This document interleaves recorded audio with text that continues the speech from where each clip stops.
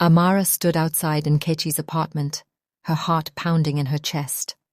The night air was thick with tension, but she barely noticed. The video evidence burned in her hand. Cold, undeniable truth. She inhaled deeply, trying to steady herself. She wasn't here for explanations. She wasn't here for apologies. She was here for the truth. Hey there, and welcome to Freezy Stories. Get ready for another amazing story that will keep you hooked from start to finish. If you love great storytelling, don't forget to hit that subscribe button and turn on notifications so you never miss out. And if you enjoy this video, show us some love by liking, commenting, and sharing. It really helps our channel grow. Now, let's dive into today's story. Amara stood outside Nkechi's apartment, her heart pounding in her chest. The night air was thick with tension, but she barely noticed. The video evidence burned in her hand. Cold, undeniable truth. She inhaled deeply, trying to steady herself. She wasn't here for explanations. She wasn't here for apologies. She was here for the truth. With a sharp knock, she waited. A few seconds later, Nkechi opened the door. Dressed in silk pajamas, her eyes widening slightly at the sight of Amara. But then, as if remembering herself, she smirked. "Amara," Nkechi purred, leaning against the doorframe. "To what do I owe this surprise visit?" Amara pushed past her and walked straight into the living room. "Close the door." Nkechi arched a brow but obeyed. Well, someone's in a mood. She sauntered over to the couch, crossing her legs lazily. "What's the occasion?" Amara pulled out her phone and hit play. The video was short but damning. The footage showed Nkechi standing in the shadows at the resort, overseeing everything. The muffled sound of laughter, a clinking glass, Amara collapsing onto the couch, helpless. Nkechi's smirk faltered. Amara's voice was like steel. "I know what you did." For a moment, silence. Then Nkechi chuckled, shaking her head. "So, you finally put the pieces together." Amara clenched her fists. "You drugged me. You set me up. Why?" Nkechi sighed dramatically. "Oh, don't act so innocent, Amara. You've always had everything. Obinna, the perfect life, the admiration of everyone. And what about me? Her eyes gleamed with something dark, something bitter. "Do you know what it's like to always be the friend and never the main character?" Amara swallowed hard. "So, this was all about jealousy?" Nkechi scoffed. "Please, you think this is just about some petty jealousy? No, Amara, this is about power. And you?" She leaned forward. "You were in my way." Amara gritted her teeth. "You ruined my life!" Nkechi rolled her eyes. "Oh, don't be so dramatic. You'll survive." She stood, stretching lazily. "Besides, I didn't act alone." Amara's breath hitched. "What do you mean?" Nkechi turned to face her, her expression shifting into something more sinister. "I wasn't the one who made the final call. That was all Obinna." The room went still. Amara's pulse roared in her ears. "You're lying." Nkechi smirked. "Am I?" She tilted her head. "Did you ever wonder why Obinna pulled away so easily? Why he hesitated to defend you? Why the video spread so fast?" She stepped closer, lowering her voice. "Because he was part of it, and not just because of me." Amara's knees felt weak, but she forced herself to stay standing. "Then why?" Nkechi's lips curled into a knowing smile. "Because Obinna has debts, sweetheart. Big ones. And the man holding those debts?" She paused for effect. Chief Ebube. Amara's stomach twisted. Chief Ebube. A name she had heard whispered in hushed conversations. A man whose influence stretched far and wide. A man whose power came at a cost. You're lying, Amara repeated, but her voice was weaker now. Nkechi let out a low laugh. Believe what you want. But Obinna had no choice. He had to play his role. And you? She shrugged. You were collateral damage. Amara's vision blurred with rage and betrayal. The man she had planned to marry, the man she had loved, had he truly done this to her? Nkechi picked up her phone and smirked. Now, if you're done with your little confrontation, I have a dinner reservation to get to. Amara forced herself to breathe. She had come here for answers. She had gotten them. Now she needed proof. Without another word, she turned on her heel and walked out. Nkechi's laughter followed her into the night.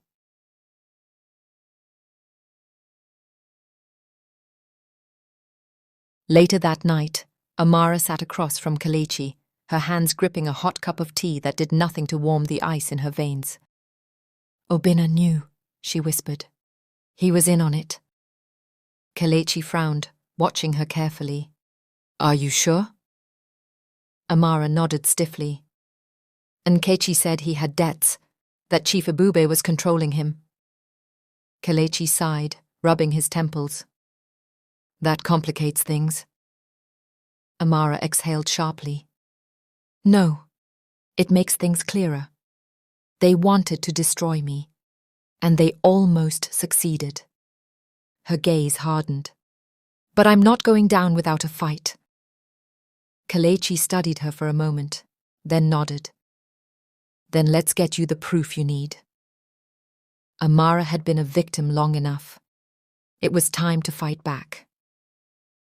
Obinna sat alone in his car, gripping the steering wheel so tightly his knuckles turned white. His mind was a whirlwind of regrets, fear, and guilt. He knew this moment was coming. Amara would find out the truth eventually. But knowing didn't make it any easier. When his phone vibrated, he didn't have to check the screen. He already knew who it was. Ebube. The name alone sent a cold shiver down his spine. Taking a deep breath, he finally picked up. Obinna. Ebube's deep, measured voice filled the car. I hear Amara has been asking questions. Obinna swallowed hard. I can handle it. A low chuckle came through the receiver. I hope so, because if she digs too deep, well, you know what happens to people who get too curious. The line went dead. Obinna shut his eyes for a moment, rubbing his temple. He was in too deep. There was no way out. But Amara, she didn't deserve this. He had to make her understand. Amara stared at Obinna across the cafe table, arms crossed, her expression unreadable. You have 5 minutes, she said flatly. Obinna exhaled shakily. Amara, I swear, I never wanted to hurt you. She scoffed. That's funny considering you stood by while they destroyed me. I didn't have a choice, he blurted, leaning forward. You don't know what kind of man Ebube is. He owns me, Amara, my family, my business, everything. Amara narrowed her eyes. What does that mean? Obinna ran a hand down his face. Exhaustion and regret etched into his features. I took a loan from him years ago to save my company. I thought I could pay it back, but the interest, it never stops growing. The more I tried to fix things, the deeper I sank. Amara's lips pressed into a thin line. And what does that have to do with me? Obinna hesitated, then sighed. Ebube wanted leverage. He needed a way to control me completely. When he found out about our wedding, he saw an opportunity. His voice dropped. He told me to go along with the plan, or lose everything. Amara's stomach twisted. So you sold me out to save yourself? Obinna's face fell. I thought if I played along, I could protect you. I tried to stop it from getting worse, but... He trailed off, shaking his head. I was a coward. I let it happen. Amara sat back, her heart pounding. She wanted to scream, to throw something, to make him feel even a fraction of the pain she had endured. Instead, she forced herself to breathe. You let them ruin me, she whispered, her voice trembling with quiet fury. And now you want my understanding? Obinna clenched his fists. I want to make it right. Amara scoffed. You can't. She grabbed her bag and stood up. Whatever Ebube has on you, that's your burden to carry. But I'm done being a victim. She turned to leave, but paused. Without looking back, she added, And if you think I'm just going to let this go, you don't know me at all. Then she walked away, leaving Obinna staring after her, knowing he had lost her for good. On the other side of the city, Chioma sat in her tiny apartment, staring at her phone with sweaty hands. Loan shark. If you don't pay by tomorrow, I'll make sure everyone knows your little secret. Her chest tightened. She was drowning in debt, and now the walls were closing in. She had tried to be smart. She had recorded Nkechi and Adanna, thinking she could use the footage to buy herself a way out. But now, the threats were getting worse. Her phone rang again. This time, it was an unknown number. With shaking hands, she answered. A rough voice growled, Tick-tock, Chioma, pay up or I start talking. The call ended. Chioma let out a shaky breath, gripping her hair. She was running out of time. Amara sat frozen, her fingers gripping the edges of her phone as the video played. Her breath caught in her throat. The grainy footage wasn't of her this time. It was Kelechi, her brother, with Adanna.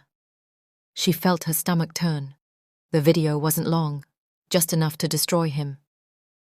Adanna's voice played over the footage, smooth and taunting. I hope you're ready to watch your perfect little brother crumble, Amara.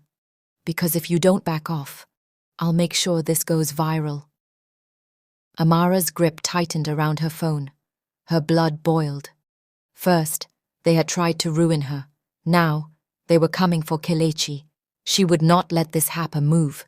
Kelechi burst through the front door, his face twisted with anger. He had already seen the tape. Where is she? His voice was low, dangerous. Amara stood from the couch. Kelechi, wait. No. He slammed his fist against the wall. I trusted her.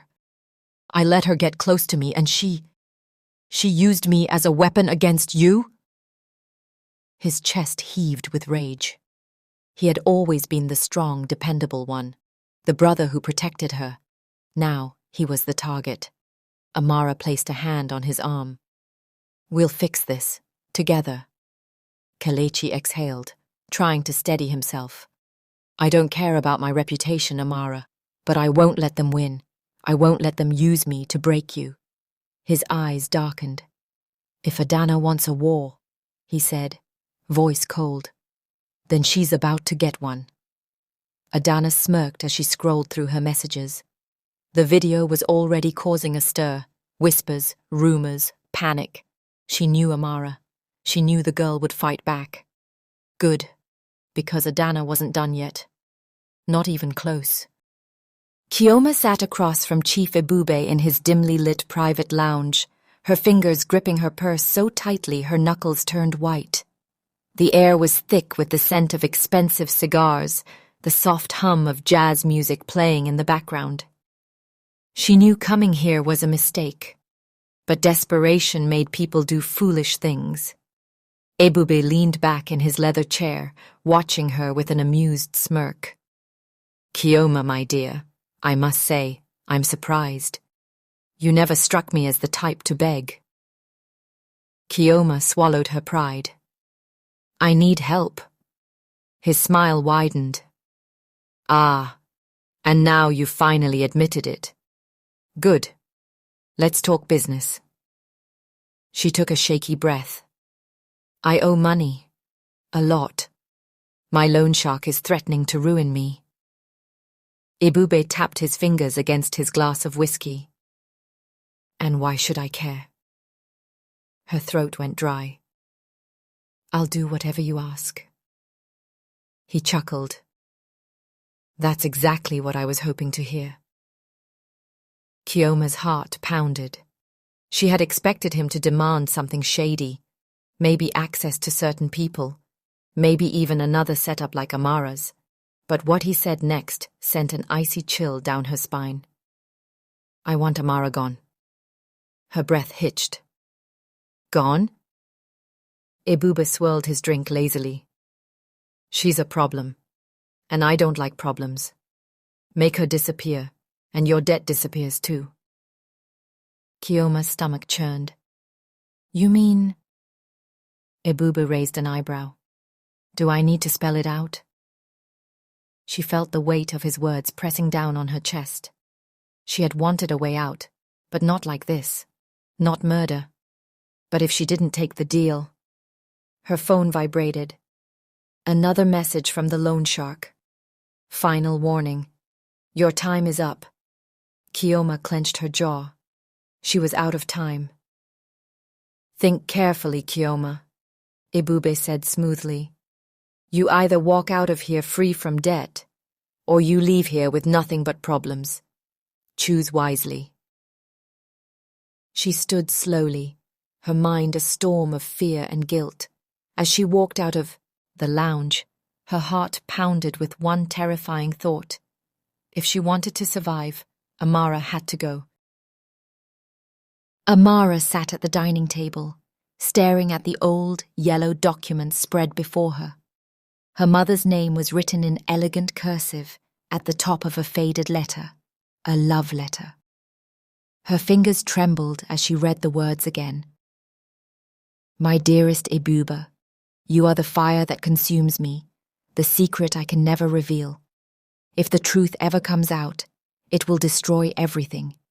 But know this, our love is real, even if the world will never accept it. Amara's stomach twisted. Her mother and Chief Ebube. She dug deeper through the files, flipping through legal documents and land records. A familiar name caught her eye. Her father's. He had been fighting a long, bitter battle over family land, and Ebube was on the other side. Her mother's affair wasn't just a betrayal, it had fueled a war. And then, at the bottom of the stack, she found a birth certificate. Her breath caught in her throat. Adanna. Her eyes scanned the details. Date of birth. Mother's name. Father's name. Ebube. The paper slipped from her fingers. No, this can't be. Adanna wasn't just a friend. She wasn't just a betrayer. She was her sister. Across town, Nkechi sat in his car, his jaw tight as he flipped through a thick insurance file he had stolen from Chioma's apartment. At first, it seemed normal, health records, personal details. But then he saw something that made his blood run cold. Names, Pastor Elijah, Chief Ebube, a list of others connected by hidden payouts and covered-up scandals. At the center of it all, Chioma. She wasn't just drowning in debt. She was sitting on a ticking time bomb. Nkechi clenched his fists. Chioma had always been desperate, but was she really willing to go as far as murder to save herself? He needed to act, fast. Because if Ebube had his claws this deep into their lives, Amara was in more danger than she even realized. Amara sat in her room, her mind spinning. The weight of everything she had just uncovered pressed down on her chest like a heavy stone. Adanna was her sister. Nkechi had sold her out for money. Chioma. She wasn't just desperate, she was willing to kill. Everything suddenly made sense. She grabbed a notepad and began scribbling names, drawing lines between them like a detective solving a crime. Adanna. The secret child, filled with resentment. Nkechi. A pawn, driven by greed. Chioma trapped in debt, looking for a way out. Chief Ebube, the puppet master, controlling them all. They weren't just betraying me, Amara whispered to herself. They were playing out their own survival. She thought back to Adanna, the way she had always been just a little too competitive, the way she always acted like she had something to prove. Now it all made sense. Adanna wasn't after Obina, she was after justice, at least in her own twisted way. For years, she had been the hidden daughter, the child nobody acknowledged. And now, she wanted to take everything Amara had. Nkechi, on the other hand, was simpler. She had always loved luxury, expensive bags, designer shoes. If Ebube had thrown money her way, she would have taken it without hesitation. And Chioma. Chioma had the most to lose. The loan sharks were closing in. She was drowning, and Ebube had given her a lifeline, at Amara's expense. The betrayal wasn't just personal, it was strategic. Amara put her pen down, staring at the paper. She wasn't just fighting back against betrayal. She was fighting against people who had nothing left to lose. People who wouldn't stop until she was out of the picture. Her hands clenched into fists. If they think I'm going down without a fight, they have no idea who they're dealing with. Hey, Freezy Stories family. We're so glad you stopped by to watch. Your support means the world to us. If you enjoyed this video, please hit that like button, drop a comment, and subscribe to our channel. It helps us grow and keeps us motivated to bring you even more incredible stories. Thank you for being part of our journey. See you in the next one.